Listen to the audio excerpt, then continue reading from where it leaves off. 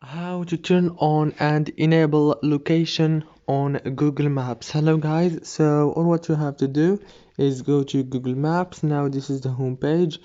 Now go to the top corner, click on your profile, and now click on the second option right here. Again, click on your profile, and on this page click here, edit profile, and it will take you here. Now click on profile and privacy.